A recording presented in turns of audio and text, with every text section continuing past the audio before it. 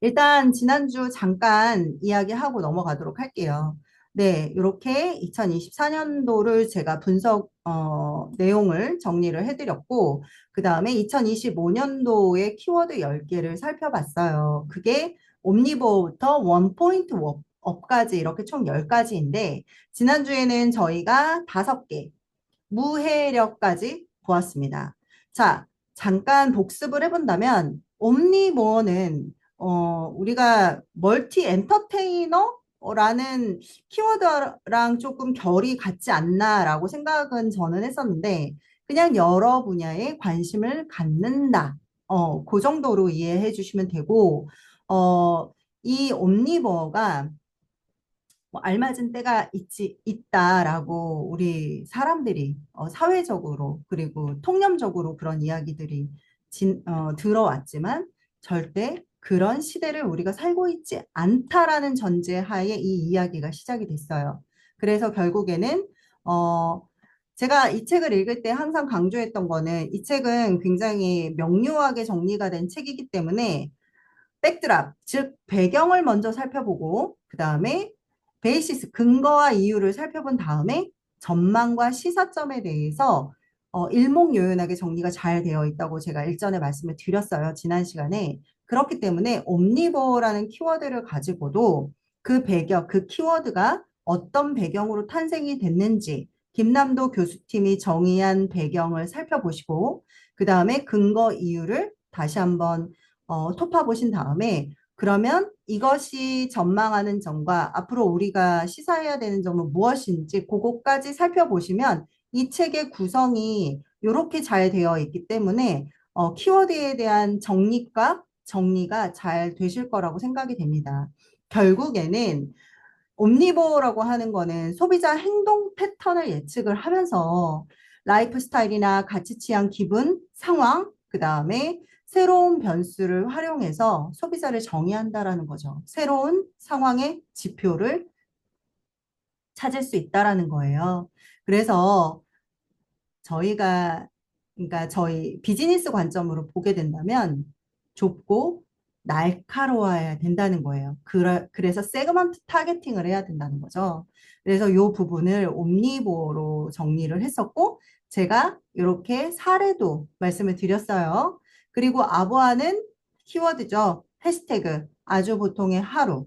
그래서 소확행과 다른 점에 대해서 저희가 질문을 하고 답변을 하는 시간을 가졌어요. 그래서 이 키워드에서 가장 중요한 단어는 무탈, 보통, 평범, 일상이라고 얘기를 했죠.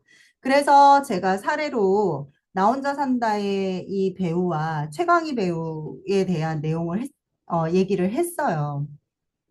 자, 그리고 트렌드 코리아를 얘기하면서 유튜브와 인스타그램의 인플루언서들을 빠지지 않고 이야기하는 것들이 많거든요. 그래서 그 중에 하나 인생 녹음 중이라고 어떤 부부가 나와서 음성으로만 녹음해가지고 인생 녹음을 하는 그 컨텐츠가 정말 재밌다고 제가 말씀을 드렸어요. 한번 들어가 보셨는지는 모르겠습니다. 자, 그래서 이런 것들 제가 설명을 해드렸고 자, 세 번째, 토핑 경제죠. 그 피자의 토핑에 연관이 되어 있는 키워드라고 생각하시면 되고, 그냥 이런 거죠. 꾸미는데 열중하는 사람들, 거기에 다 얻는 거예요. 그래서 닭구, 퐁구, 신구, 선구, 뼈구, 앵구까지 사람들이, 소비자들이 어떻게 꾸미고 자기화로 만드는지 그 내용에 대해서도 설명을 해드렸어요. 그래서 여러분의 최애 토핑이 무엇인지도 여쭤보았죠. 그래서 요런 다이슨에서 출범한 그런 헤드셋에 관련한 내용부터 시작해가지고 스미스 앤 레더 가죽의 가죽 브랜드에 관련된 내용까지 제가 레퍼런스를 모두 보여드렸습니다. 그 다음에 페이스테크 요거는 페이스가 얼굴이고 테크는 기술이잖아요. 그럼 기술이 인간에게 접근할 수 있는 혁신적인 무기라는 거죠. 그래서 기술이 표정을 짓는다. 요게 핵심 문장인 거예요. 그래서 이런 것들이 이렇게 재미있게 LG전자부터 시작해가지고 애플, 그 다음에 화장품 회사 에스티로더까지 이런 레퍼런스를 제공을 해드리면서 기술 자체의 경쟁력보다는 어때요? 기술과 사용자와의 교감이 더 중요하다고 이 키워드는 이야기를 하고 있어요. 오늘 나오는 것 중에 굉장히 밀접하게 연관이 된 키워드가 있어요. 그래서 요 부분도 한 번 더 토파 드리는 거고요. 자, 그 다음에 마지막으로는 그때 무해력이라고 제가 말씀을 드렸죠. 무해력이 뭐예요? 작고 귀엽고 순수한 것들, 비난하거나 비판하거나, 안티가 생성될 수 없는 그런 물성들을 우리가 무해력이 있는 것이라고 이야기를 하잖아요. 그래서 뭐가 있었죠? 푸바오가 있었어요. 그리고, 이 키워드가 나왔던 배경 중에 하나는 긁힌 세대들이 해가 없는 대상을 찾은 결과라고 말씀을 드렸습니다. 근데 여기에서 시사점은 무해력이 곧 생존력이라는 거예요. 그리고 역설적으로 공동체가 상처를 받고 있다는 사실이라는 거죠. 그리고 2025년도는 그냥 키워드가 그거예요. 경기 침체, 고물가, 고금리. 그래서 이 내용은 식품에서 주로 사용했던 무해라는 단어가 컨텐츠나 인물에 이르르면서 사용이 되었죠. 그래서 여러분들께 꼭 그 무해력인 어떤 것을 제가 보여드리고 싶은 게 하나가 있었어요. 근데 지난주에 너무 이제 장시간 강의를 하다 보니까 그게 너무 이제 안 돼가지고 제가 못 보여드렸는데 요즘에 여러분 그 음원 차트를 섭렵하고 있는 로제와 브루노 마스의 아파트 모두 아시죠? 네, 아실 거라고 생각을 하고 또 다 들어보셨고 이게 지금 수능 금지곡이에요. 왜냐하면 계속 머릿속으로 되뇌일 수밖에 없어가지고 이게 지금 수능 금지곡이거든요. 그래서 저희 아들도 웬만하면은 틀어주지 않으려고 굉장히 노력을 하고 있어요. 요게 이제 아이를 둔 부모님들 중에 이제 일러스트나 요즘에 아이패드로 그림들을 많이 그리시잖아요. 그러니까 이렇게 캐릭터화 시켜가지고 쉽고 재미있게 뭔가를 이렇게 일러스트레이션을 만드는 거예요. 그리고 아이들과의 소소한 일상, 그리고 아기들이 이야기하는 그런 재미있는 말들 있죠. 그런 것들을 컨텐츠화 시켜가지고 요런 걸 만드는 아빠가 한 분 계세요. 그게 아이디가 K 그레맨이에요. 네. 근데 요거 한번 들어보실게요. 아이디가 좋아하는 랜덤 게임. 랜덤 게임. 게임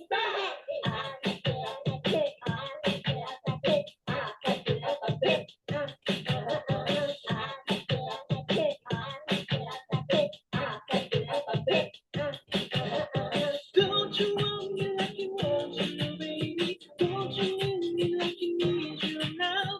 Sleep tomorrow, but tonight go crazy. All you gotta do is just meet me at the. Just meet me at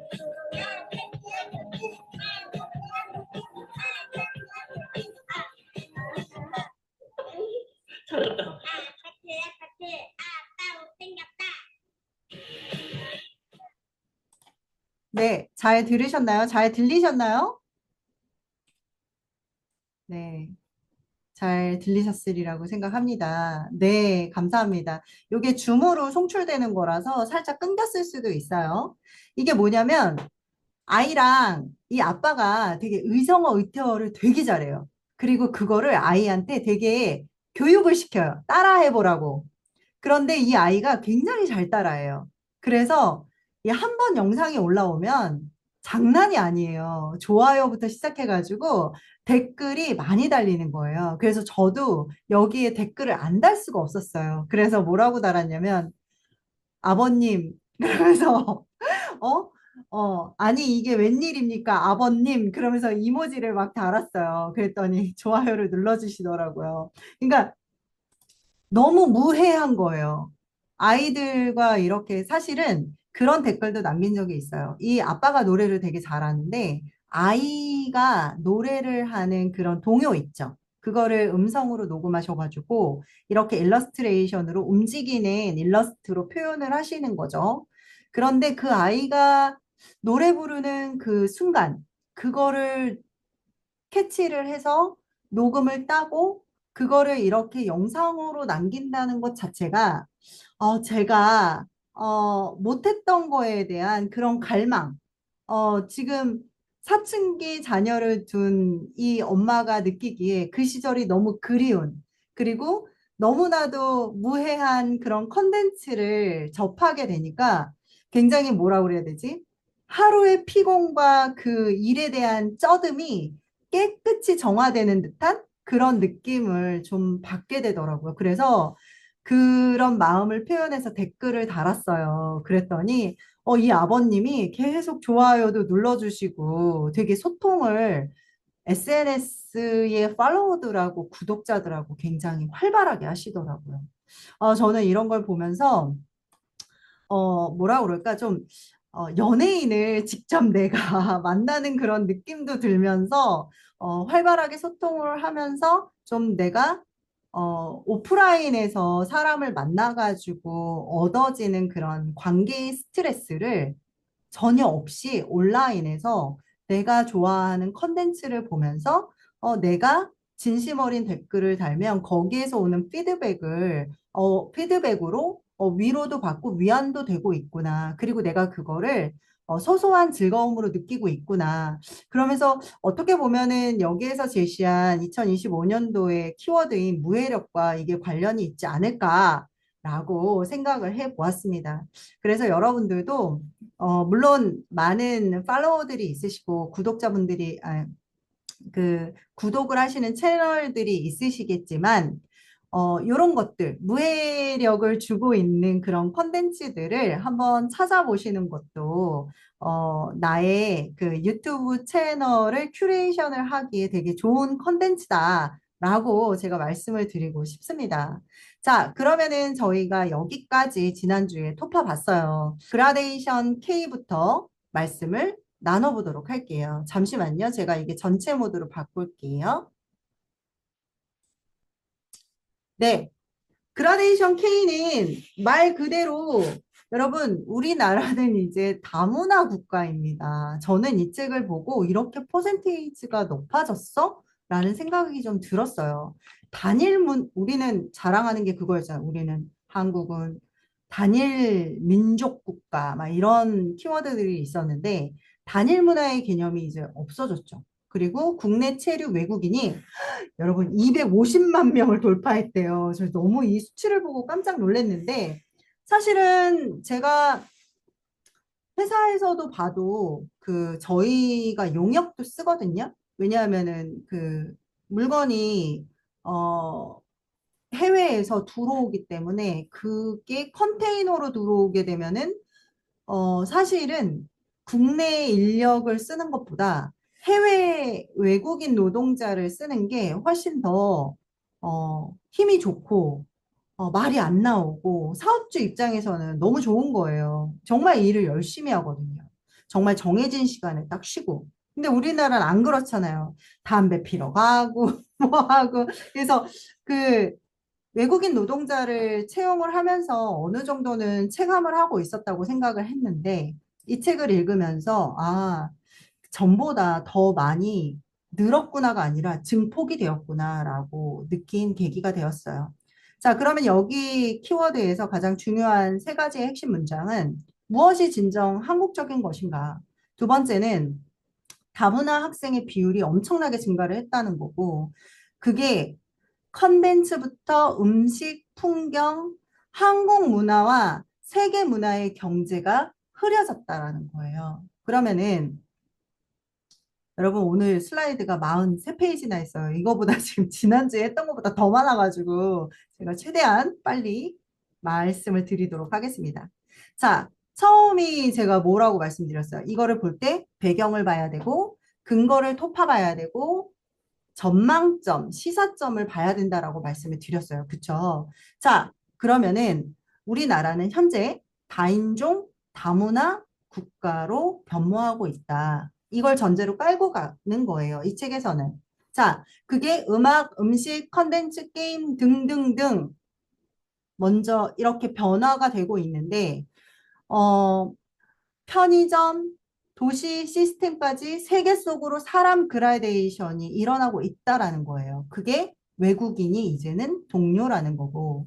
자, 문화 그라데이션이 일어나고 있다는 거죠. 그게 저는 이게 동탄이 아니라 제가 잘못 읽었나 할 정도로 몽탄 신도시가 있다라는 거죠. 이게 몽골인들이 많이 거주하고 있어서 몽탄 신도시라고 하는 거예요. 그래서 거기에 한국 문화가 이식이 되어 가고 있고, 자, 사람 문화 그다음에 시장 그라데이션이 또 일어나고 있다는 거예요. 그러면 그 시장 그라데이션이라고 하는 거는 국내 거주 외국인 대상, 그러니까 세 가지로 분류하는 거예요. 국내 거주 외국인 대상, 관광 외국인 대상, 국경을 넘은 외국인 대상. 그렇게 사람과 문화와 시장의 그라데이션이 일어나고 있다라는 걸 배경을 깔고 갈게요. 자, 그렇다면 그 이유 근거를 토파 볼 때 저는 이번에 요걸 찾아보면서 너무 재밌었어요. K-뷰티 체험. 그러니까 K 뮤직뿐만 아니라 이제는 K-뷰티 체험으로 많은 외국인들이 우리나라로 유입이 되고 있죠. 자, 또 하나는 저는 이거는 계속 얘기를 들어왔었거든요. 그래서 우리가 내는 의료보험료가 이런 데에 쓰이는 게 아닌가. 그래서 직장인들은 되게 싫어했던 것 중에 하나가 의료 목적으로 찾는 중국인, 이제는 전 세계적으로 외국인, 싱가포르 할 거 없이, 미국도 마찬가지죠. 미국은 의료보험 한번 받으려면 정말 비싸잖아요. 근데 우리나라가 의료보험 제도가 너무 잘 되어 있다 보니까 의료 목적, 특히 성형, 그리고 수술, 그러니까 성형 수술, 그 다음에 암 수술, 그런 걸로 많이 찾는 외국인이 증가하고 있다라는 거예요. 그리고 K, 할랄 푸드, 그 다음에 그 중에 신라면, 불닭볶음면, 비비고 만두. 그러니까 음식부터 뷰티까지 우리나라의 컨텐츠가 정말 세계적으로 확장이 되고 있다라는 거예요. 그 중에 이제 제가 바로 예시를 보여드리고 다시 시사점으로 올라올게요. 자, 여기 책에서 언급한 뷰티 인플루언서예요. AVA 주원이라는 인물인데요. 지금 뭐 팔로워가 76.1만이에요. 이 이분의 인스타그램을 보시게 되면은 자, 인스타그램과 유튜브의 경우 여기에서 서울의 뷰티 여정이라는 컨텐츠가 있어요. 근데 그게 한국의 뷰티 체험 스케줄을 소개하는 거예요. 그 소개가 뭐가 있냐? 스파, 경락, 클리닉, 피부, 그 다음에 페이스 컬러 진단. 이런 걸로 이 인스타그램에 책에 실릴 때만 하더라도 38만 조회수로 소개가 되었거든요.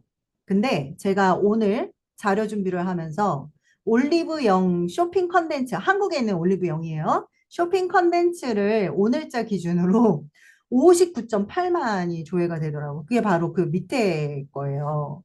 사진이 왼쪽 아래. 그래서 한국 방문 관광객의 국적이 아주 다양해지면서 매장 내에 서비스도 달라지고 있다라는 게 바로 오른쪽에 있는 이미지 순식키라는 거예요. 이름 되게 특이하죠. 우리 왜 외국인 중에 그 종교적인 이유로 머리카락을 보일 수 없는 외국인들이 많잖아요. 그래서 이 홍대점이거든요. 순식키의 홍대점에서는 그런 외국인들을 상대로 프라이빗 룸이 별도로 마련이 되어 있어요. 여러분, 이런 미용실 가보신 적 있으세요? 컨셉별로 지점마다 다 달라요. 그래서, 누군지는 제가 자세히 못 봤는데 어떤 연예인의 홍대는 아니고요. 본점인 것 같거든요. 순식기 본점? 그곳에서 뮤직비디오 촬영을 한 그 사진을 제가 요거 자료 조사하면서 본 것 같아요. 자, 그리고 다음은 음식인데요. 요 불닭 소스 여러분들 좋아하실런지는 모르겠는데 저희 집에서는 이게 떨어지면 안 되는 소스 중에 하나예요. 그래서 저는 너무 맵고 저도 맵부심이 좀 있는 사람이라서 저도 정말 매운 고추도 잘 먹고 매운 걸 되게 좋아하는 사람인데 저희 애들한테는 당하지를 못하겠더라고요. 그리고 잠깐만요. 채팅이. 네, 저도요. 근데 이 불닭 소스는 그게 너무 확 매운내가 올라와가지고 꼭 이거를 이제 붓거나 애들 주려고 소스통에 붓거나 아니면 요리 때 조금 넣거나 하면은 그렇게 재채기를 하는 거예요, 제가. 그래서 요 불닭 소스 같은 경우는 사실 정말 삼양에서 일을 잘하는 거예요. 저는 삼양라면 하면은 여러분 되게 올드한 라면이라고 생각하지 않으셨어요? 저는 그랬거든요. 그리고 그 삼양라면을 잘 먹지도 않았어요. 근데 이 불닭 볶음면, 불닭 소스로 인해서 삼양라면이 되게 맛있더라고요. 근데 요 불닭 소스, 불닭 볶음면은 어떻게 탄생이 된 거냐면 소비자들이 소스를 따로 팔아달라고 엄청난 요구를 삼양에 한 거죠. 그래서 그 요구를 받아들여서 요게 선생님 2017년도에 한정판으로 세상에 나온 제품이었어요. 그런데 2018년도에 이게 너무나도 인기가 많고 구할 수가 없으니까 요 2000, 그 다음 해에 오리지널 맛이 정식 제품화가 됐던 거예요. 이후로 뭐가 나왔어요? 여러분들 많이 보셨을 거예요. 뭐 불닭 소스, 핵불닭 소스, 불닭 스리라차, 불닭 마요, 불닭 치폴레 마요. 저희 집에 불닭 소스, 핵불닭 소스, 그다음에 불닭 마요가 있어요. 이제 저는 너무 매우니까 불닭 마요를 먹는데, 마요는 진짜 너무 맛있는 거예요. 그래서 선생님 이거 아세요? 고추장, 된장, 쌈장을 제치고 이 삼양의 불닭 소스가 K소스의 대표 주자로 자리를 잡았다는 사실입니다. 엄청난 사실이고 지금 삼양그룹에 들어가고 싶어가지고 공채 경쟁률이 어마어마해요. 그리고 K소스가 이렇게 이제 삼양소스가 이렇게 불닭소스가 몸집이 이렇게 커지다 보니까 다른 회사에서도 가만히 있을 수가 없겠죠. 그래서 각 식품사들이 불닭소스의 뒤를 이을 제품 개발에 굉장히 몰두를 하고 있어요. 그래서 우리 국내 소스 시장의 1위 브랜드 회사가 어디예요? 대상, 청정원 아시죠? 네. 그 회사에서도 어, 이 소스를 개발하려고 상용화시키려고 엄청나게 노력을 하는 거예요. 그래서 김치 간편식에 이어가지고 소스를 4대 글로벌 전략 제품으로 선정을 했어요. 대상에서. 자, 해외 시장에서는 오푸드라는 브랜드를 내세워가지고 K소스 라인업을 확대하고 있다는 거예요. 이게 정말 대단한 거거든요. 그리고 아까 전에 보여드렸던 그 K 할랄푸드에 여러분들 그거 아시죠? 불닭면 그게 잠깐 보류되고 위장에 해가 있다고 잠깐 그게 멈췄었는데 요게 다시 할랄푸드로 승인을 받아가지고 판매가 정말 불티나게 잘 되고 있어요. 자, 그래서 이것뿐만 아니라 떡볶이 소스, 핫소스, 비비큐 소스 이런 것들이 판매가 되고 있는 상황입니다. 그리고 두 번째 보여드렸던 이 흑인 인플루언서예요. 이게 누구냐? 미스 달시. 이거 틱톡이죠. 미스 달시에 이거 보시면은 요거 써보셨는지는 모르겠는데 저는 이번에 자료조사하면서 이 책 읽으면서 처음 알게 된 브랜드거든요. 요게 뭐냐면 미스 달씨가 정말 짧은 쇼츠죠. 여기에, 흑인이잖아요. 한국 파운데이션 중에 가장 어두운 색이라고 찾아가지고 타르타르 쿠션 제품을 소개했어요. 이게 시작이었어요. 그래서 당시에 요 달씨는 자기 피부보다 밝은 색의 제품을 바르면서 계속 아쉬워했었던 거예요. 그래서 이를 본 타르타르 측이 20가지 색상의 쿠션 제품을 바로 달씨에게 선물을 한 거예요. 그리고 달씨가 이를 언박싱 한 거죠. 개봉하는 영상을 올린 다음에 흑인도 쓸 수 있는 제품이라고 해서 입소문을 탔어요. 대단하죠. 그래서 이 쇼츠는 이 책이 쓰여질 당시에 어, 13일이죠. 오늘이에요. 제가 조사를 했을 때 이게 3,151만 조회수를 기록하고 있더라고요. 그래서 저는 와, 이거를 처음 본 거예요. 타르타르라는 쿠션을 처음 봐가지고 되게 신기하다라고 생각했는데 이게 아마존에서 베스트셀러예요. 자, 그리고 바로 마지막 이미지는 여러분 팝스타 리안나 아시죠? 2017년도에 리안나가 출시한 화장품 이게 팬티 뷰티라고 해요. 팬티 뷰티. 그래서 50가지 색상의 파운데이션을 내놓고 뷰티 업계의 포용성의 화두로 떠올랐다고 해요. 어떠세요? 이거 보면서 정말 K 뷰티, 화장품, 먹거리, K 문화 이런 것들 되게 자부심이 느껴지지 않으시는가요? 여러분? 자, 잠시만요. 제가 시사점으로 다시 돌아갈게요. 그래서 여기에서 이 책에서 강조하는 거는 글로벌 유동성, 그리고 코로나19를 지나서 3년의 봉인이 해제가 되었기 때문에 훨씬 더 적극적으로 활성화가 되는 그런 내용들을 언급을 하고 있어요. 그리고 이 우리의 K 컨텐츠가 소프트 파워가 있다라는 거를 이야기하고 있으면서 외국인은 배척해야 될 대상이 아니라 그런 인력이 아니라 이제는 이웃으로 생각을 해야 된다라는 거예요. 그래서 마지막에 이렇게 강조하는 문장이 있더라고요. 트렌드의 변화는 생각의 변화를 요구하고 있기 때문에 그라데이션 K 트렌드가 인위적으로 막을 수 없다. 그리고 자연스러운 대세이다.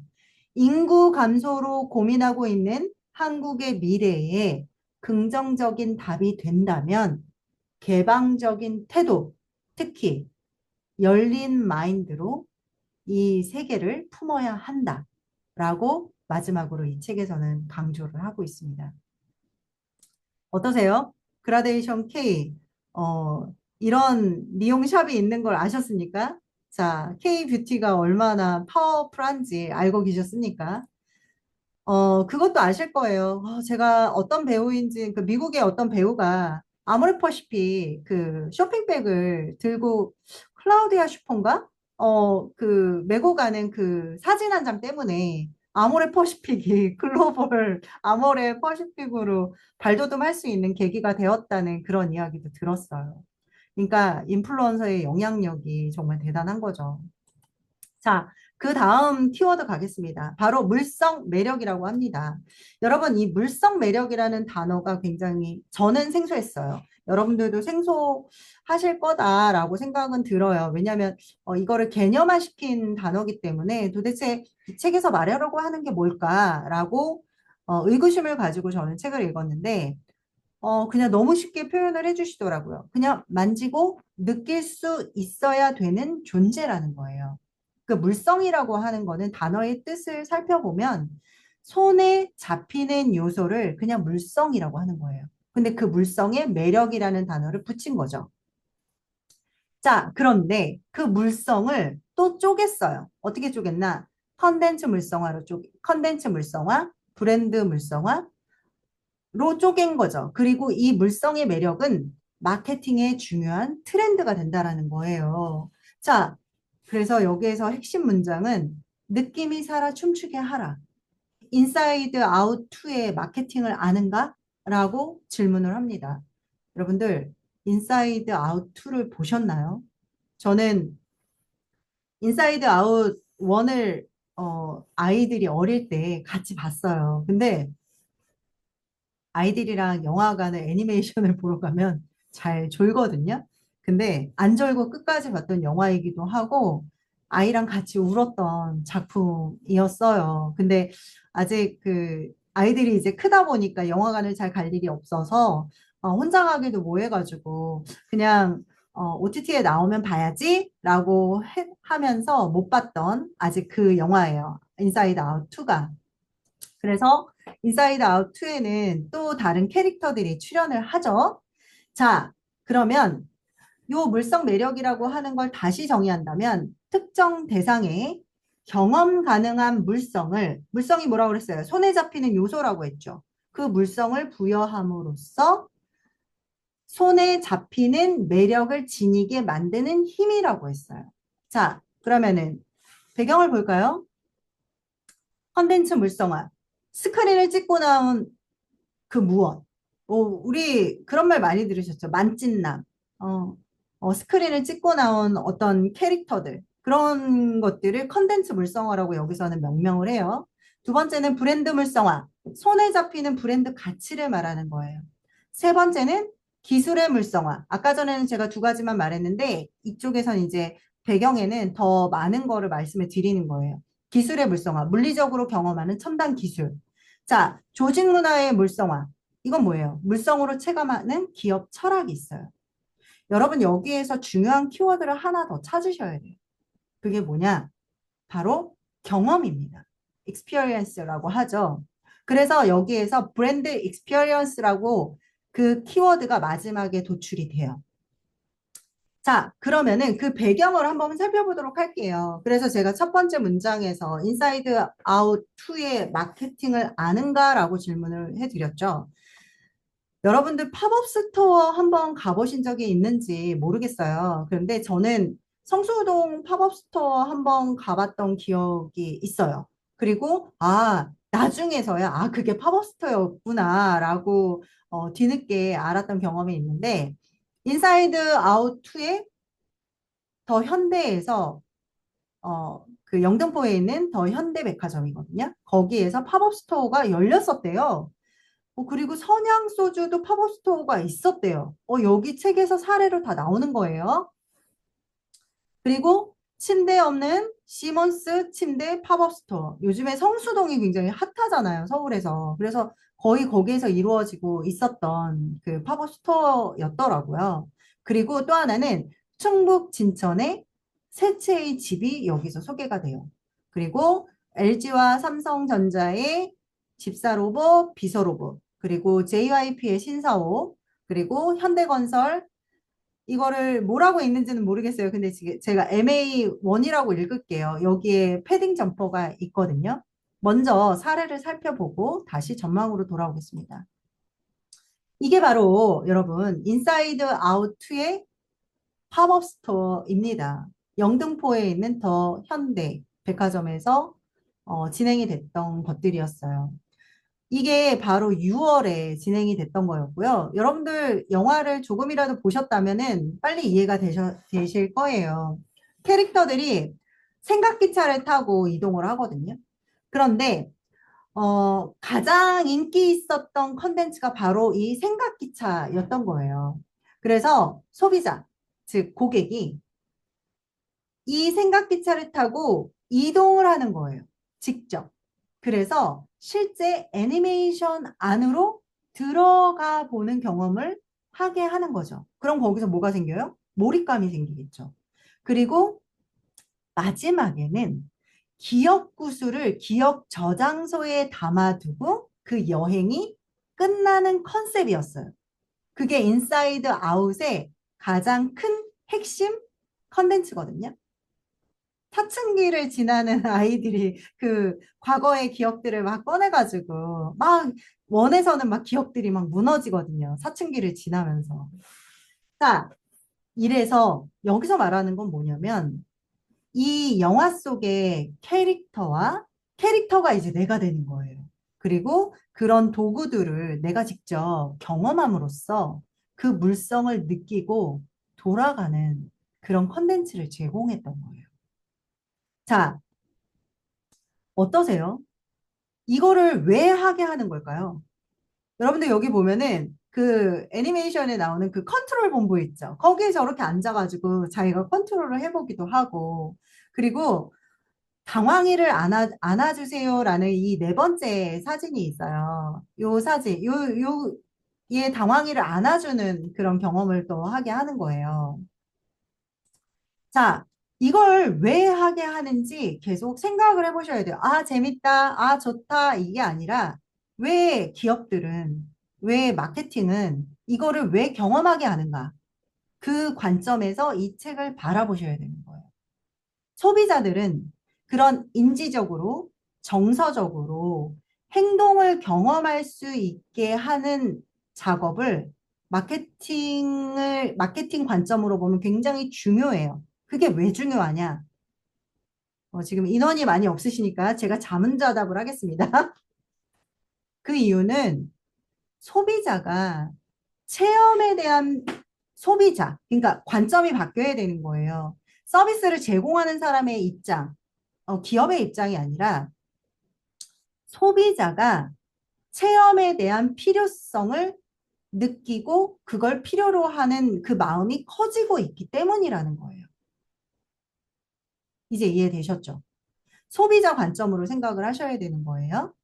그래서 이렇게 빠른 트렌드 속에서 여러분들 엄청나게 속도가 빠르게 변화하고 있잖아요. 왜냐하면 이게 유행인 줄 알았는데 나는 벌써 이걸 옛날 사람으로 치부하는 그런 현상들이 간헐적으로 일어나실 거예요. 받아들이려고 하는데 벌써 유행이 지났대. 그런 거죠. 그래서 빠른 트렌드 속에서 쉽게 받아들이기 위해서는 어떻게 해야 돼? 그 쓸모를 직접 느낄 수 있게 해야 되는 거예요. 그래서 물리적 경험을 그래서 제공하게 됐던 거예요. 왜냐하면 우리가 늘 말하죠. 글 쓸 때도 마찬가지죠. 추상적이지 말고 구체적으로 쓰라고. 추상적인 것보다는 물성을 통해서 전달하는 것이 가장 효과적이기 때문이에요. 자, 그 다음 사례 한번 볼게요. 여러분, 플레이브라고 들어보셨습니까? 저는 이거 너무 깜짝 놀랐어요. 안 그래도 제가 요거 자료 준비하면서 저희 아들한테 한번 물어봤어요. 너 혹시 플레이브라고 알아? 그랬더니 난 도대체 이해를 못하겠어. 어떻게 가상의 인물에게 이렇게 정말 빠질 수가 있는 거야?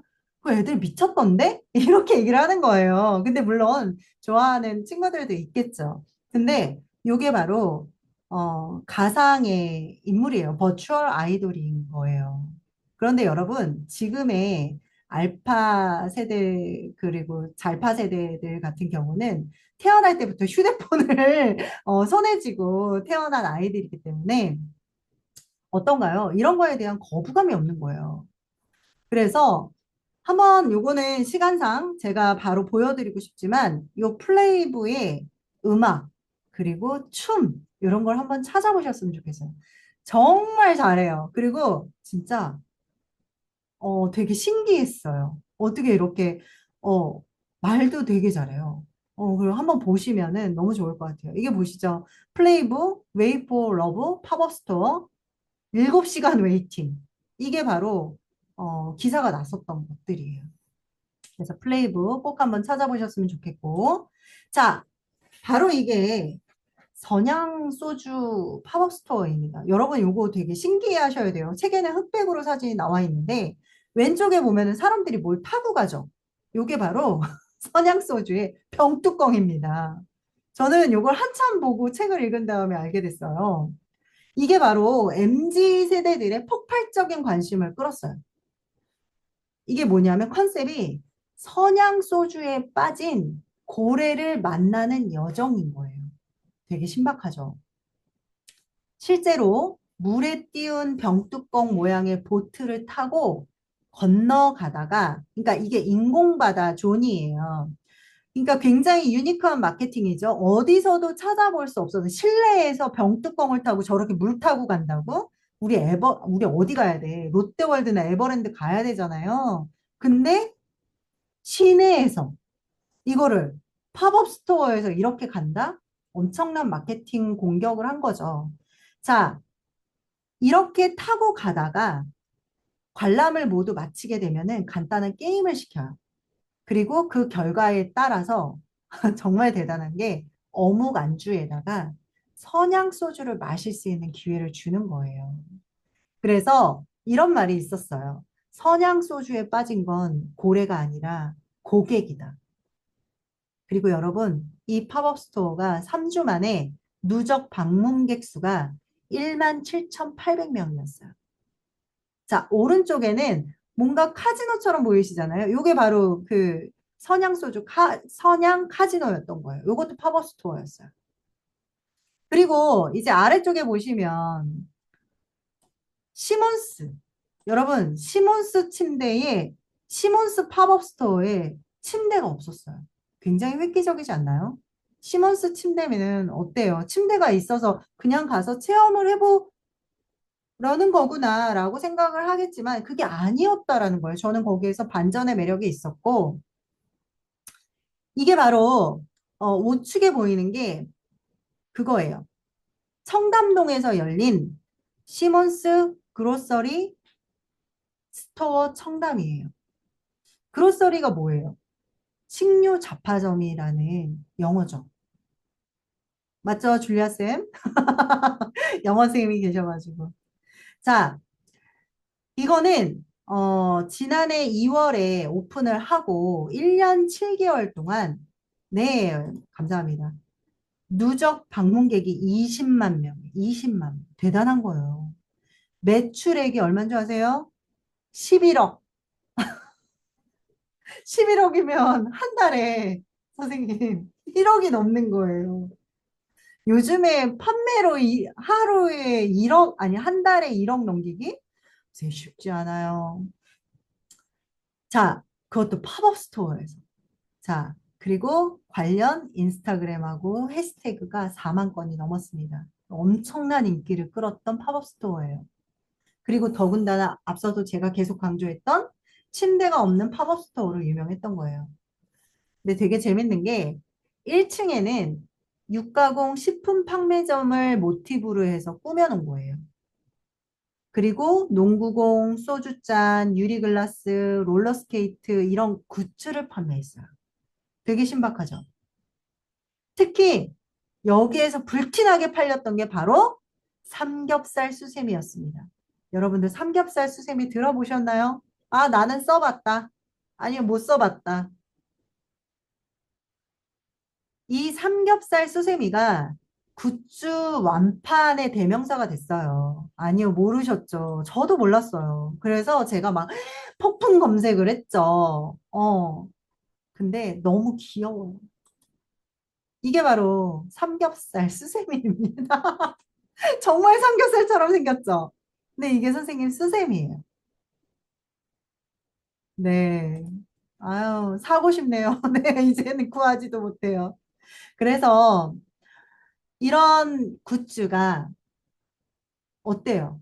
메인 팝업 공간 옆에 이런 협업 굿즈들이 엄청나게 판매량을 높이고 있는 거예요. 그래서 우리 MZ 세대들이 어떤가요? 이 책에서 말하는 거는 어, 호텔, 세리토스, 캐즈, 발란사 등 MZ 세대 인기 브랜드와 협업 제품들을 전시를 했다. 그런데 그게 모두 판매량을 아주 높게 판매가 잘 되었다라는 얘기예요. 자, 오른쪽에는 여러분 혹시 나 이거 안다. 더 화이트북이 뭔지 안다 하시는 분. 만약에 유튜브로 시청을 하고 계시면 아, 나 이거 안다. 근데 많이 모르실 거예요. 여러분, 이게 바로 유한양행에서 발간한 유한 락스 회사가 책을 만든 책 제목이에요. 더 화이트북이라고. 화이트북이죠. 여기에 이런 내용이 나와요. 가난한 자가 단지 가난하기 때문에 불결할 수밖에 없다면 공중위생은 아무리 부유한 자도 결코 도달할 수 없는 상태가 된다. 살균 소독제 브랜드 유한락스가 자사 제품이 저렴한 이유를 밝히면서 남긴 글 중에 일부다. 라고 어떤 기사에서 제가 캡처를 했어요. 모두의 위생과 건강을 바라는 브랜드의 진심이 고스란히 느껴지는 글에는 많은 이들이 박수를 보냈다. 그래서 사실 이 책을 많은 사람들이 구매하면서 그 그러니까 생활 소품, 생활 세제들에 대한 그런 그 백과사전처럼 잘 수록이 되어 있어서 이 책을 많이 구비를 했다고 하더라고요. 그리고 아실지는 모르겠는데 유한양행 그 유한락스 그 회사의 Q&A 그 고객의 소리에 들어가 보시면 정말 Q&A의 답변을 성심성의껏 잘 해준답니다. 그게 굉장히 이슈화가 돼가지고 작년인가 아니면 올해 초인가에 유한양행의 그 임원분이 유퀴즈에 나온 적이 있었어요. 그래서 그런 재미있는 사례들을 인터뷰하면서 이 얘기를 해주신 적이 있었는데요. 그 중에 한 초등학생이 방학과제를 하면서 요 락세에 대한 질문을 하셨는데 그걸 다 자료를 다 찾으셔가지고 그 학생에게 굉장히 큰 도움을 줬던 아주 훈훈한 사례로 소개가 되었던 적이 있었어요. 그런데 제가 더 첨언을 한다면 유한양행뿐만 아니라 우리나라에서 방역 업체 중에 1위가 세스코거든요, 여러분. 바퀴벌레 방역으로 아마 줄리아 쌤은 잘 아실 거예요. 그 식당이라든지 어떤 그 기관에서 그런 방역 처리 그리고 뭐 이렇게 바퀴벌레나 쥐들이 많이 먹을 곳이 있는 곳에는 그런 것들이 되게 많잖아요. 그러면은 세스코 존이라고 그래가지고 항상 정기 검진 받고 굉장히 방역 검열에 되게 많이 신경 쓰는 업체거든요. 네, 거기도 고객의 소리를 한번 들어가 보시면 엄청나고 친절하게 정말 상세하게 답변을 너무 잘해주세요. 그래서 거기도 되게 유명하거든요. 그래서 유한양행과 세스코를 한번 들어가 보시기를 추천을 드려봅니다. 자, 요게 바로 충북 진천에 있는 룻스퀘어 발음도 어려워요. 룻스퀘어 스테이예요. 자, 요런 세 가지가 있어요. 그러니까 ROOT예요. 루트. 자, 교감하는 집, 작은 집, 이로운 집이 있어요. 이게 도대체 뭘까요?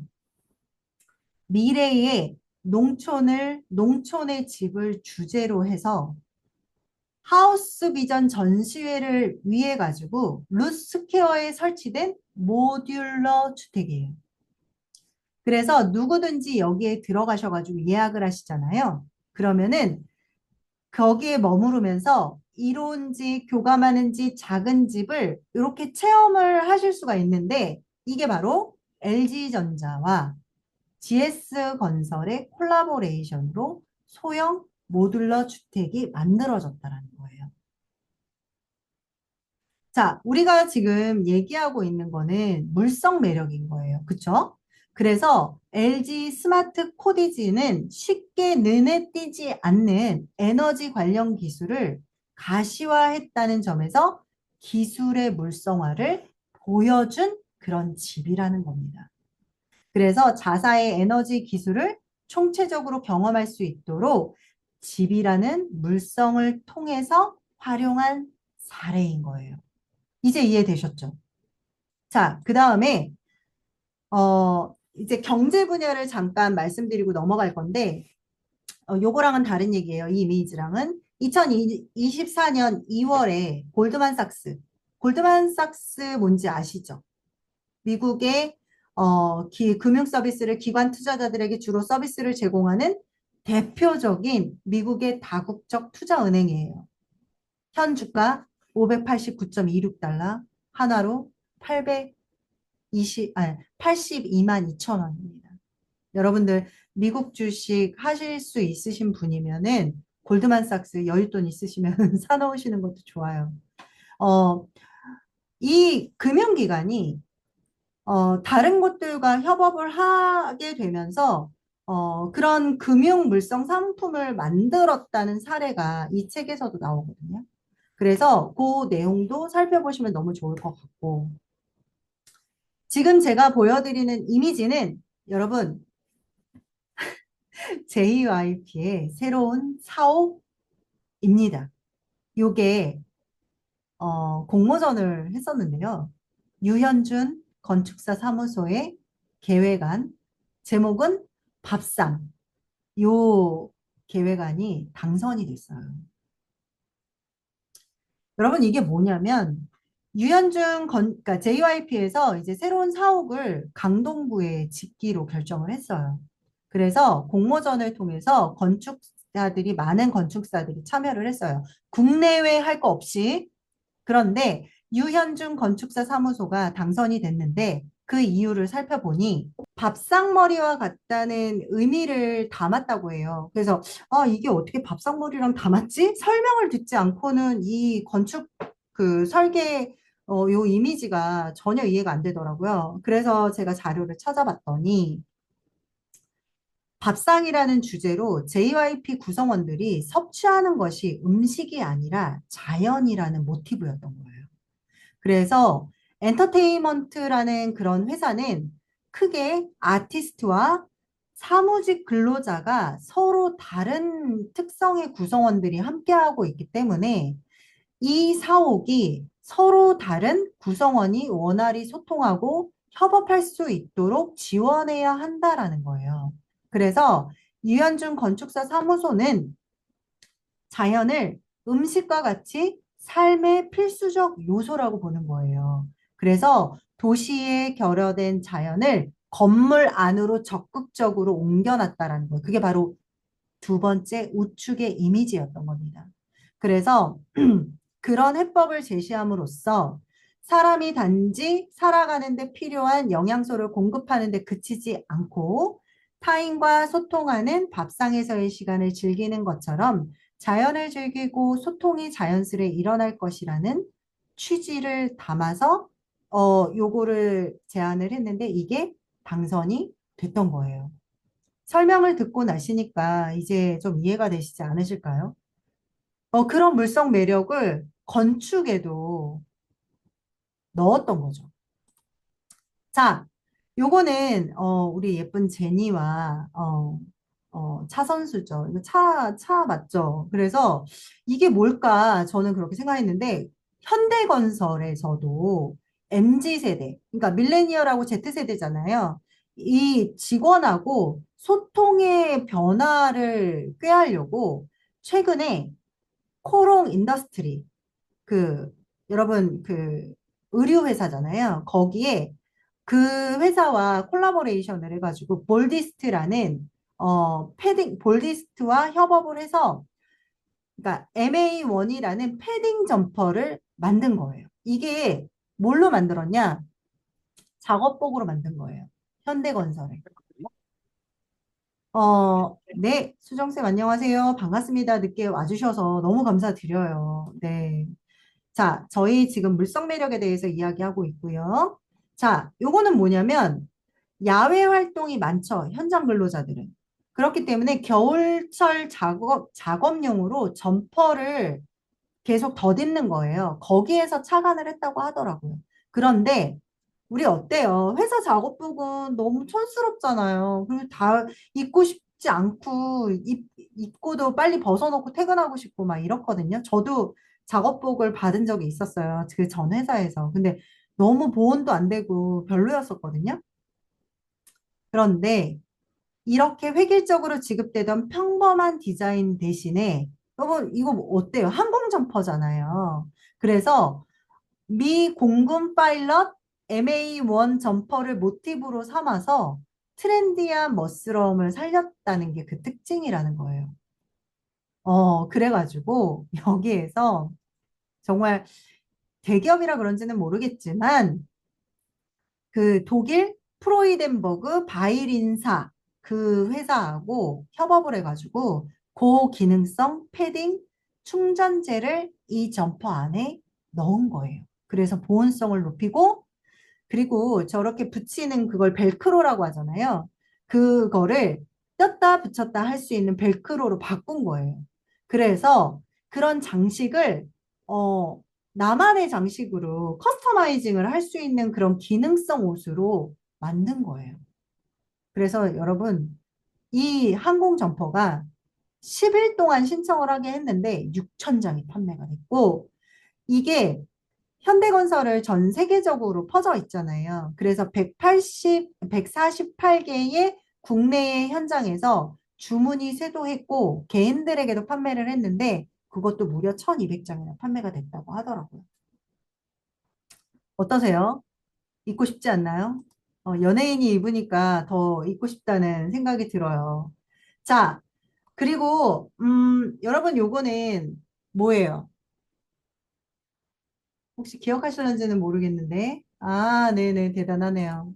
요거 배달의 민족 문방구예요. 문방구. 배달의 민족 여러분 어플로만 생각하셨잖아요. 이게 한정적으로 이렇게 생산을 한 적이 있었거든요.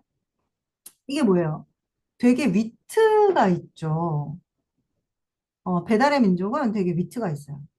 뭐 떼수건 다 때가 있다. 이렇게 떼수건에 저렇게 텍스트로 다 때가 있다라고 되어 있어요. 자, 그리고 요거는 머그컵에 카페 못 가. 이렇게 적은 거예요. 그래서 요게 까먹지 말자는 포스트잇, 그래서 잘 나가요. 뭐, 내 번호 지우지 마에 지우개, 이렇게 텍스트를 삽입했었고. 자, 제가 요거 왜 보여드리냐면, 어, 이제 배달의 민족 같은 경우는 굉장히 유니크한 기업이기도 하지만 여러분 줄리아 쌤이 가장 지금 할 말이 많으실 것 같은데 아무래도 배달 수수료 때문에 사업자들 간에서도 되게 마찰이 일어나는 그런 기업이기도 해요. 그런데 저희 디자이너 입장에서는 굉장히 가고 싶은 회사이기도 해요. 그래서 제가 사심을 담뿍 담아서 우아한 혜택, 그러니까 와, 여기 배달의 민족의 채용 공고에 보면 복리후생이 이렇게나 좋아요. 뭐냐, 일한 만큼 주고, 10만 원 재택지원금 주고, 복지 포인트를 연마다 200만 원씩 지급을 하고요. 도서는 무한정 제공이에요. 자기 개발에 필요한 것들을. 이런 물성 매력을 기업에서 이렇게 제공을 하는 거예요. 일하고 싶지 않겠습니까? 그리고 더군다나 저는 여기 기업에 가장 좋았던 거는 가족도 다 챙겨줘요. 생일. 근데 한쪽만 챙기는 게 아니라 만약에 결혼을 했어. 그러면은 양가 부모님까지. 그리고 보험 다. 생일도 챙기고 보험도 다 가입할 수 있고 실손보험 다 제공하는 거예요. 그리고 또 하나는 뭐냐? 정규직 대상으로 주택 지원금도 다 제공을 해주는 거예요. 자, 그래서 요거를 좀 사심담아서 제가 말씀을 드렸고, 자, 그래서 지금 다시 전망과 시사점을 좀 다시 올라가 본다면, 여러분들 꼭 297페이지를 한번 읽어보셨으면 좋겠어요. 물성 매력의 중요성을 언급했거든요. 그리고 이 브랜딩이라고 하는 거는 일방적으로 기업에서 계속 소비자한테 가스라이팅처럼 주입하는 게 아니에요. 우리가 어떤 기업을 생각했을 때 그 로고가 떠오르는 그걸 브랜딩이라고 인지하시는 경우가 많거든요. 그게 가장 대표적인 게 뭐냐? 로고 디자인, 패키지, 슬로건, 네이밍인 거예요. 그런데 지금은 이 물성 매력이 더해져가지고 소셜미디어, 유튜브, 인스타그램, 그 다음에 인터넷 등으로 소비자가 주도권을 갖고 가고 있는 시대에 우리가 살고 있다는 거예요. 공급보다는 철저하게 소비자가 주도하고 소유보다는 체험 중심으로 바뀌고 있다라는 거예요. 그래서 최근에 브랜딩은 브랜드와 관련된 자극물을 통해 소비자가 체험할 수 있게 해주기도 하고 소비자의 주관적이고 내재적인 반응을 이끌어내는 방향으로 확장되고 있는 추세예요. 그게 299페이지에 나와요. 그래서 이런 개념이 바로 뭐다? 앞서 제가 이 물성 매력을 소개하면서 뭐라고 말씀드렸어요? BX, 브랜드 익스피리언스라고 말씀을 드렸던 거예요. 자, 왜냐? 소비자는 이제 너무 빠른 시대를 살고 있기 때문에 신상품을 이해할 수 있는 여유가 없어졌어요. 그래서 그 효용성을 쉽게 체감하기 위한 방안이 필요했겠죠? 그래서 물성이 중요해졌다는 거예요. 소비자를 납득시킬 것에 우리는 주목을 해야 된다는 거예요. 비즈니스를 하시는 분이라면 더더욱 그렇죠. 그러면 어떤 걸 해야 되느냐? 오감을 활용하셔야 돼요. 그리고 다중감각, 그리고 다중감각 형태로 진화시켜야 된다는 거예요. 그래서 이 책에서 마지막에 어떤 내용이 나오냐면, 우리가 부모님께 용돈을 보내드릴 때 카카오뱅크나 은행으로 엄마 얼마 보냈어요 하고 띡 보내는 게 아니라 우체국으로 돈을 보내는 거예요. 그래서 우체부가 그 돈을 직접 전달할 수 있게끔. 결국에는 아날로그의 선언은 사라지지 않았다라고 정의를 하거든요. 그리고 여러분 잘 아시는 아마 구독을 하고 계시는 분들도 계실 거예요. 롱블랙이라고 거기에서 인터뷰를 한 내용을 제가 인용을 한다면 이것도 기사에서 캡처를 한 거예요. 고객이 어느 회사에 어떤 상품이든 판촉물을 구매해서 쓴다고 하는 거는 내 물건을 구매해서 사용한다고 하는 거는 곧 그 회사의 위트에 공감한다는 뜻이라는 거예요. 생각에 공감한다는 거예요. 그리고 결국에는 소비자를 팬으로 만드는 거는 결국 아주 소소한 거에서 온다라는 거예요. 그래서 제가 아까 전에 보여드렸던 모두 때가 있다, 카페 모카, 흑심 있어요. 그런 사례들을 제가 보여드렸던 거예요. 어떠세요? 소비자는 아주 작은 것에도 감동하죠. 근데 또 양면성이 있어요. 이제 줄리아 쌤 같은 경우에는 아무래도 비즈니스를 하고 계시는 분이시기 때문에 반기를 들으실 수도 있을 것 같아요. 왜냐하면 저도 마찬가지거든요. 잘해주고 뭔가 감동을 주고 그러면 그걸 꼭 권리로 아는 소비자들이 분명히 있거든요. 그런데 우선은 저희도 그런 경우를 되게 많이 당하기도 하고 지난주에도 이슈가 몇 번 있었어요. 그런데 결국에는 이런 기본적인 마인드를 갖추어서 나가야지만 더 큰 발걸음으로 발돋움할 수 있지 않을까라는 생각을 하면서 이 챕터를 읽게 되었습니다. 그래서 여러분들도 비즈니스를 하시거나 또는 퍼스널 브랜딩으로 뭔가 내가 어떤 걸 하겠다고 생각을 하시면 이런 물성 매력을 어떻게 고객이나 팔로워나 구독자들에게 제공을 할 수 있을지에 대해서 먼저 생각해 보셨으면 좋겠습니다. 자, 이제 기후 감수성으로 넘어가도록 할게요. 여러분들 이번 여름 정말 힘들게 보내셨을 줄 알아요. 저도 물론 너무 더웠어요. 심지어는 몸의 변화까지 일어나가지고 부종이 굉장히 심해졌었거든요. 그래서 현존하는 위험이라는 키워드가 이 책에서 아주 대표적인 키워드로 나와요. 근데 지금은 더워지는 시대가 아니라 지구가 끓는 시대라고 하죠. 그리고 지금 당장에 직면되어 있고 해결해야 하는 과제라는 겁니다. 그리고 지금 선택의 문제가 아니라 필수적인 과제. 왜냐? 지구에서 살아남기 위해서. 자, 여기에서 세 가지 문장은 이거예요. 기후에 민감하게 반응하는 태도 혹은 능력을 여기에서는 기후 감수성이라고 하고 있고요.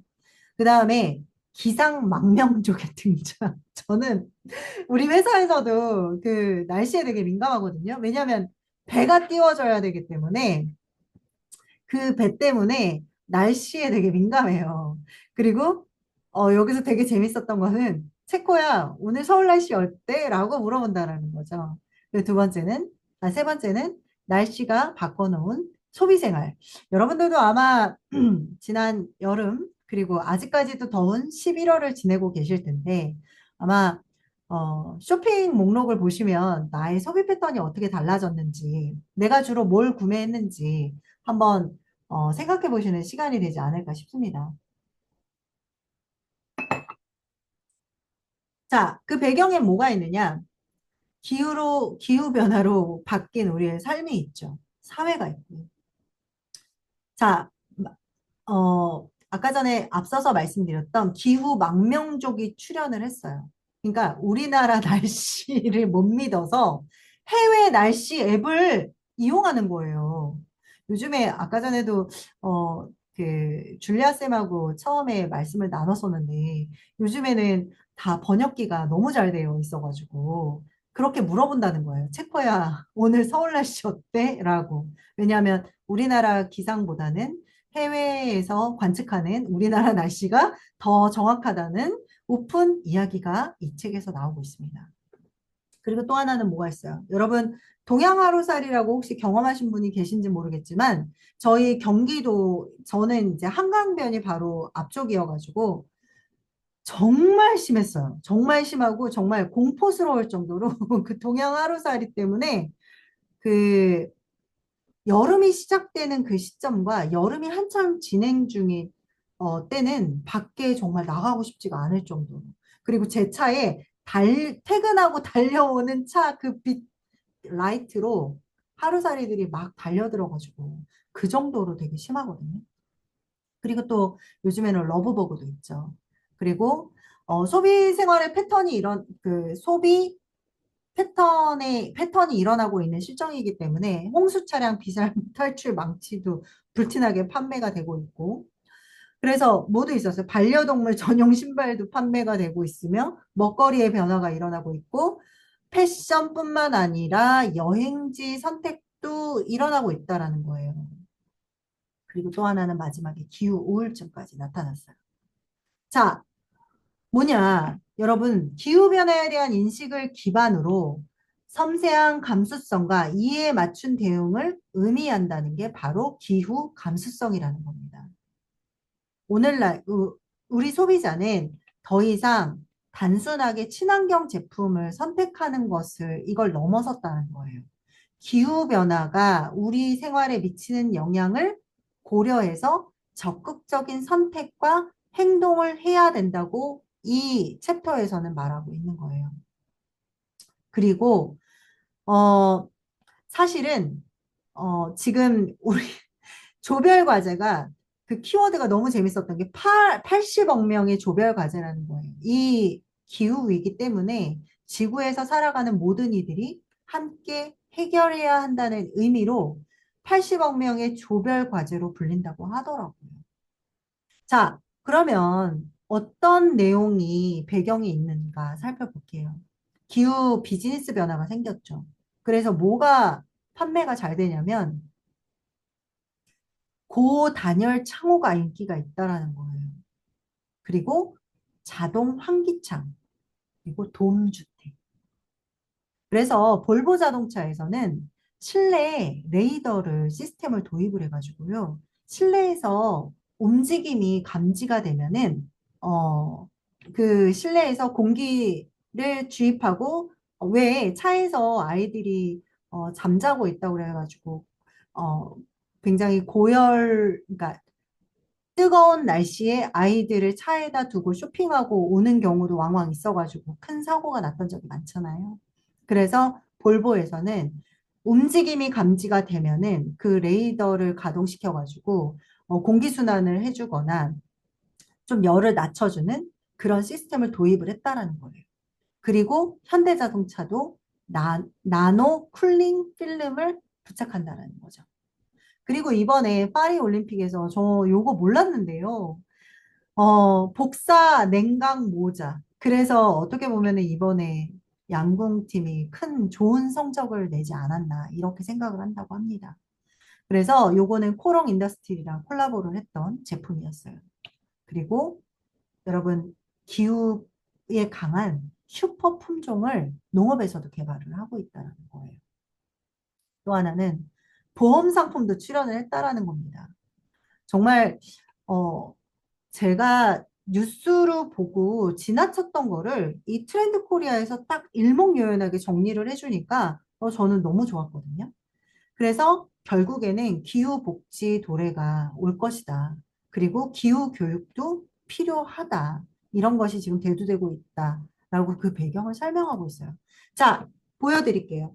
여러분, 이게 바로 이번 연도 7월 10일 날 어떤 그 여성분이 진짜로 촬영한 사진이에요. 저는 이게 AI 사진인 줄 알았거든요. 근데 아니더라고요. 이게 바로 어, 강원도 원주에 내렸던 폭우 사진이었어요. 북지성 호우 사진. 너무 깜짝 놀랐어요. 그리고 바로 우측에 보이는 거는 프레퍼족이 출연했다는 거죠. 지구 종말을 준비하는 사람들, 재난을 대비하는 프레퍼족. 그래서 한동안 지난 여름에 코스트코에 이거 긴급 식량 버킷이 되게 큰 이슈였었거든요. 저도 여기 하남에 코스트코가 있어가지고 자주 가는데, 요거를 누군가 얘기를 하시더라고요. 그래서, 벌써부터? 근데 이게 유통기한이 25년인 거 있죠. 여러분들도 잘 아실 거예요. 이제 군대 간 자녀가 있거나 하시면 전투식량이라고 그래가지고 우리나라에서도 쿠팡에서 잘 판매가 되고 있는 분 중에 하나예요. 유통기간이 굉장히 길죠. 근데 이거 후기 보세요. 4.4나 받았어요. 그래서 물만 부으면 조리가 끝나는 그런 코스트코에서 판매했던 요것들도 나오고 있고요. 그리고 서울에서 하고 있는 기후 동행카드 판매량. 요게 굉장히 참여형으로 만들 수 있는 인센티브를 적극적으로 제공하는 거거든요. 그래서 요 마지막 챕터에 그 인센티브 제공에 대한 아주 중요한 이야기가 나와요. 그 사례로 기후 동행 카드거든요. 근데 이게 굉장히 많이 팔렸죠. 실물 카드가 19만 7천 장이고 모바일 카드가 13만 7천 장이었어요. 그래서 연령대도 여러분 20, 30대가 많았던 거예요. 자, 그래서 요거를 이용하게 되면은 인센티브를 서울시에서 제공을 했던 사례가 있었습니다. 그래서 이 부분을 좀 말씀을 드리고 싶었어요. 그래서 결국에는 시사점이 뭐냐면 기후 위기의 문제가 국지적 발생이라는 아까 전에 보여드렸던 강원도 원주에 내렸던 그런 비사지처럼 국지적으로 발생한다는 점이고요. 프레퍼족이 증가를 하고 있고 이 이유는 기후 재난에 살아남고자 하는 그 마인드가 반영이 됐던 거죠. 그래서 미리 생존 전략을 고려하는 사람들이 나타나고 있다라는 거예요. 그리고 기후동행 카드부터 시작해서 확실한 인센티브를 제공을 하는데 결국엔 우리는 이 엄청난 과제 앞에 도전 앞에 있지만 결국에는 많은 해결책을 알고 있다라는 반증이기도 하대요. 그래서 요거는 여러분들께서도 지난 여름에 체감을 하셨던 내용이기 때문에 두말하면 잔소리라고 생각을 해요. 그래서, 이제 내년의 여름이 굉장히 두려워지기도 하지만, 어, 내가 지금 현재 이 위치에서, 어떻게 행동해야 될 것인가를 심각하게 고민해야 되는, 그런 시기지 않을까라고 생각을 합니다. 그리고 사실 이번에 이 책을 읽으면서, 기후동행도 그렇지만, 많은 숙제를 좀 주는 것 같다라는 생각이 들었어요. 문제 제기를 했고 어떤 시사점을 제공을 했지만 책을 읽는 내내 그러면 이 키워드로 이 해시태그를 가지고 우리는 앞으로 25년도를 어떻게 살아가야 되지? 라는 의문점이 계속 물음표가 점점 커지는 그런 또 책이 아닌가 이런 생각을 하게 돼요. 그러면은 다음 챕터로 또 넘어갈 텐데요. 이번에는 원 포인트, 공진화 전략입니다. 제가 너무 빨리 넘겼어요. 요게 너무나도 중요한데요. 상생의 진화, 함께 성장하는 상호 연결성에 대해서 이야기를 하고 있어요. 자, 공진화 개념을 살펴볼 필요가 있고요. 그리고 적자 생존, 적응자만이 살아남는다는 거예요. 자, 급변하는 시장에서 유연하고 개방적으로 대처하면서 경쟁하면서 과감하게 협력도 해야 된다고 얘기를 하고 있어요. 그래서 절대로 협업을 할 수 있을 것 같지 않았던 삼성과 LG가 협업을 하고 있다라고 얘기하고 있고, 공진화라는 단어의 개념을 아주 명확하게 설명하고 있어요. 생태계 안에서 여러 종이 서로 영향을 주면서 함께 진화한다는 것을 의미하는 게 바로 공진화라는 겁니다. 자, 그 배경이 뭐냐? 이제 하나의 제품으로 상생을 할 수가 없는 거예요. 살아남을 수가 없는 거예요.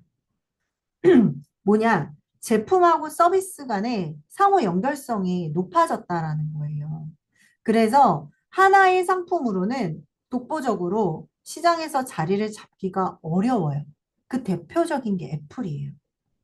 그리고 같은 업종뿐만 아니라 다른 산업하고도 긴밀하게 연결을 해야 된다라는 거예요. 그 사례가 여기에 나오거든요. 근데 그 단계가 있다라고 합니다. 1단계는 폐쇄적 자족 시스템. 그래서 애플이 도전을 받고 있는 거예요. 많은 기업들에게. 왜냐면 애플 사용하시는 분들은 아시겠지만 이게 호환이 안 돼요. 다른 걸 충전을 해도 안 되고 뭘 해도 안 되잖아요. 그래서 애플 유저들한테 많은 불만을 받고 있기도 하지만 또 고가 전략을 피우고 있기 때문에 어, 애플 사용자들은 애플만 쓴다는 얘기가 있는 것도 그런 맥락이 있는 것 같아요. 자신만의 유니버스가 굉장히 확고하죠. 근데 2단계는 제한된 파트너십을 한다는 거예요. 뭐냐면 삼성전자하고 현대자동차가 하는 거예요. 카투홈, 홈투카 이런 식으로. 그리고 은행들도 이제는 파트너십을 맺는 거예요. 뭐냐면 공동 전자 지갑을 출범을 하죠. 여러분들 카카오나 모바일로도 뱅크 많이 사용하시기 때문에 공동 전자 지갑이라는 키워드를 많이 접해 보셨을 거예요. 그게 바로 공지나 전략 중에 하나라는 거예요. 자, 3단계는 개방적인 협력망이라는 것이 있대요. 이게 뭐냐? 대기업과 대기업이만이 하는 게 아니라 대기업과 스타트업이 한다는 거예요. 그게 가장 대표적인 게 삼성전자하고 LG 디스플레이 OLED 그 제품이거든요. 자, 마지막 4단계는 공지나 생태계. 그게 뭐냐? 여러분 사용하시는 오픈소스. 이게 뭐냐면 구글에서 모든 거 이제 안드로이드 그 오픈 소스를 올려놓으면은 모두 다 검색을 해서 볼 수 있다라는 거예요. 근데 우리가 애플은 못 보잖아요. 그리고 또 하나는 GPT 스토어. 여러분들 챗 GPT 많이 이용하고 계시는데 여기에서 이제 쉬운 예로 제가 글쓰기 챗봇을 이제 훈련을 시킨 글쓰기 챗봇을 만들어요. 그러면 그걸 스토어에 올릴 수 있는 거예요. 그러면은 클라의 챗봇은 클라의 글쓰기 챗봇이라는 그 타이틀로 딱 올라가게 되면은 그걸로 나뿐만 아니라 많은 글쓰기를 준비하는 사람들이 나의 챗봇을 이용할 수 있다라는 거예요. 그래서 지금 오픈 AI가 엄청나게 지금 대항마가 없을 정도예요. 최근에는 지구본 같은 아이콘이 생겼어요. 그게 뭐냐? 업그레이드가 되면서 인터넷에 있는 레퍼런스들을 모두 얘가 이제 검색을 하게 됐어요. 그게 최근에는 퍼블릭시티나 리튼이나 이런 거에서만 가능했었거든요. 근데 이제는 오픈 AI에서도 레퍼런스를 찾아줘라고 하면은 구글과 네이버와 국내에 있는 그 포털까지 다 찾아줘요. 그래서 너무 편해졌어요. 여기서 말하는 전망과 시사점은 뭐냐면 이제는 홀로 살아남을 수 없다라는 거예요. 혁신적인 생태계는 비즈니스 생태계와 지식 생태계가 효과적으로 접목이 되어야 된다는 거죠. 그래서 구글하고 오픈 AI가 굉장히 좋은 사례로 소개가 되고 있습니다. 그래서 참여 기업의, 그러니까 이 공진화 전략의 아주 큰 장점은 참여 기업이 엄청나게 성장한다는 것과 소비자의 만족도가 높아진다는 거예요. 그래서 두 마리 토끼를 다 잡을 수 있다는 거죠. 그래서 이제는 경쟁 관계인 회사라고 해도 적대적으로만 볼 것이 아니라 과감하게 협력을 할 수 있다라는 거예요. 그래서 마지막에 이렇게 얘기를 하더라고요. 함께 성장하라. 그러니까 저희 회사도 마찬가지거든요. 저희 회사가 첫 번째로는 폐쇄적인 자독 시스템을 추구했었어요. 왜냐하면 저희는 공구 회사이기 때문에 공구는 호환이 좀 되면은 좋거든요. 엔지니어들은 한 회사의 제품만 갖고 있지 않아요. 마키다도 가지고 있을 수 있고, 보쉬도 가질 수 있고, 디월트도 가지고 있을 수 있거든요.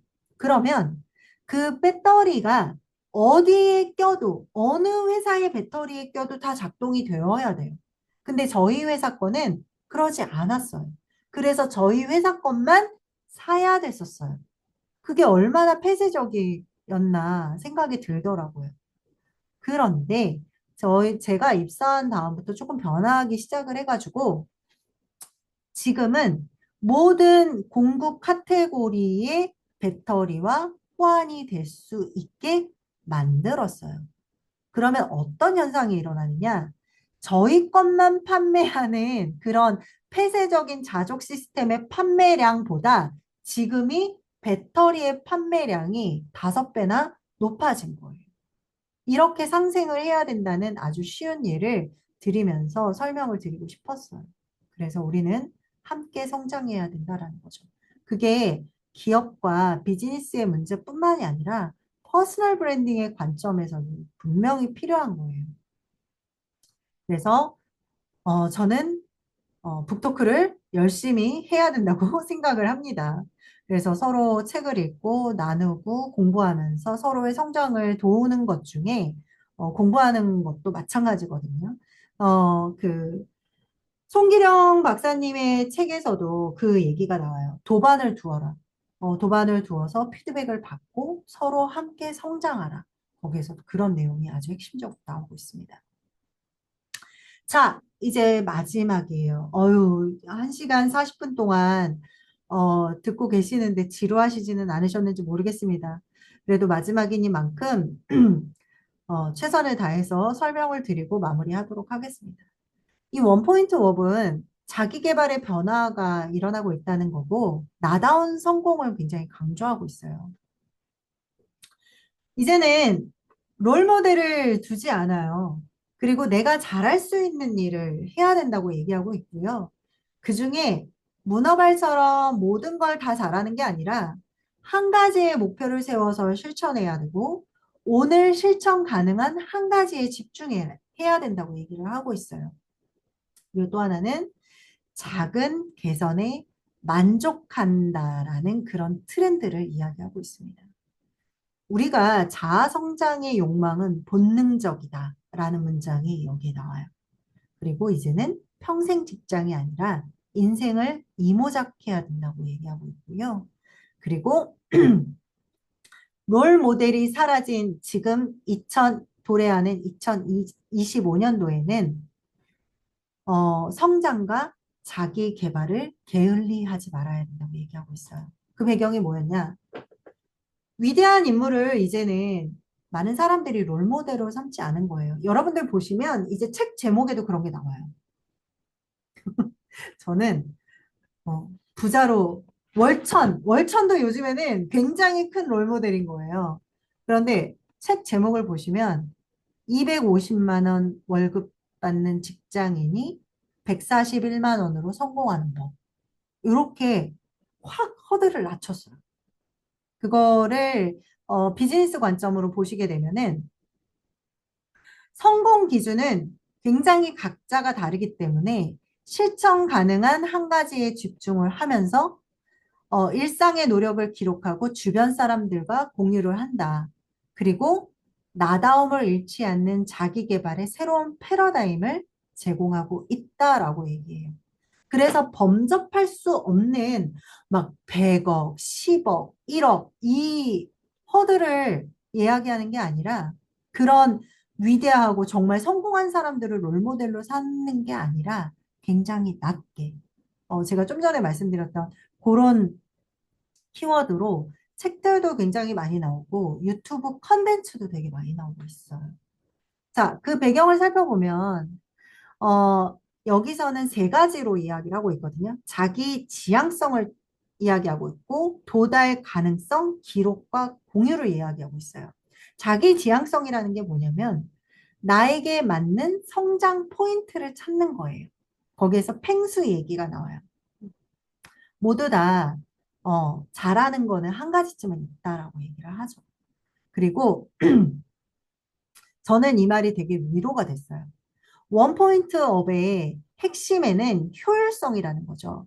그래서 루틴, 우리가 매일매일 하고 있는 그 무엇, 그 과정, 그것이 최종 목표가 되어야 된다는 거예요. 내가 막, 정말 10만 인플루언서가 되겠어. 이게 아니라 매일매일 내가 피드를 올리고 릴스를 만들어서 컨텐츠를 축적하는 그 루틴이 목표가 되어야 한다고 얘기를 하고 있는 거예요. 그리고 마지막으로 기록과 공유는 마치 거울을 보는 것과 같은 행동이라고 얘기를 하는 거죠. 뭐냐? 눈에 보이는 변화를 만들어내는 것이 중요한 요소라는 거예요. 그래서 사실은 이 키워드는 우리가 앞서 이야기 나눴던 아보하와 일맥상통하는 개념이라는 겁니다. 막 벅차고 놀라고 서프라이즈한 성장보다는 그냥 안도하는 거죠. 안심하는 거예요. 그것이 최우선 가치로 평가받는다는 거죠. 그게 뭐냐? 내가 그래도 멈춰 있지 않는구나 라는 마음에서 오는 안정감. 그리고 개인의 역량과 맞춤형 멘토링. 그래서 기업들도 굉장히 그런 것들을 도입하고 있어요. 여기에서 사례로 뭐가 나오냐면 파타고니아의 퇴사 멘토링이라고 나와요. 그거 아마 유명해서 한 번쯤은 들어보셨을 거예요. 입사 면접을 볼 때도 다 녹화를 한다고 하더라고요. 면접자가 질문을 하고 입사 지원자가 답변하는 것들을 모두 다 기록을 하는 거예요. 그래서 이 친구가 뭐 몇 년 동안 성실히 근무했다가 이제 퇴사를 결심하고 이제 우리 같은 경우는 사직서를 내고 그냥 나가면 되잖아요. 그런데 파타고니아는 퇴사 면접을 본다고 해요. 그래서 왜 퇴사를 하는지, 회사가 너에게 줄 수 없었던 게 무엇인지, 그거를 면밀하게 면접을 보는 거예요. 그러면서 입사 때 찍었던 영상도 보여주고 지원서도 보여주면서 처음의 마음을 복귀 한번 해주는 그런 프로그램을, 어, 파타고니아 자체에서 그런 프로그램을 진행을 하는 거죠. 그런데 아이러니하게도 그렇게 퇴사 면접을 보고 다시 회사에 남는 그런 경우가 더 많다고 하더라고요. 그래서 그런 코칭 프로그램도 제공을 한다라는 거죠. 그래서 개인의 경험에 대한 공감이 되게 중요한 시대에 우리가 살고 있고, 그리고 현재 일종의 자기 긍정 운동이라고 볼 수 있다라는 거예요. 그래서 마지막에 이런 내용이 나와요. 큰 결과를 가져오는 1%의 변화. 바로 이 페이지인데요. 1.00에 365승은 그냥 1.00인 거예요. 그냥 1인 거라는 거죠.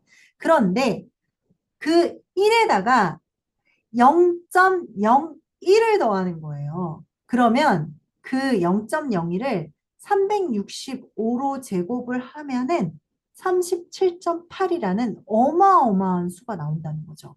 그래서 그 아주 작은 노력이 꾸준하다면 그 결과는 천지 차이라고 얘기를 합니다. 어떠세요? 내가 지금 하고 있는 행동이 너무 하찮다고 보람이 없다고 혹시 비관하시지는 않는지 생각이 드신다면 꼭 이 마지막 챕터 원 포인트 업을 먼저 읽어보시기를 저는 추천을 드릴게요. 자, 여기까지 모두 10개의 키워드를 여러분들하고 제가 한번 읽어보고 생각을 나눠봤습니다. 자, 올해는 뱀의 해죠.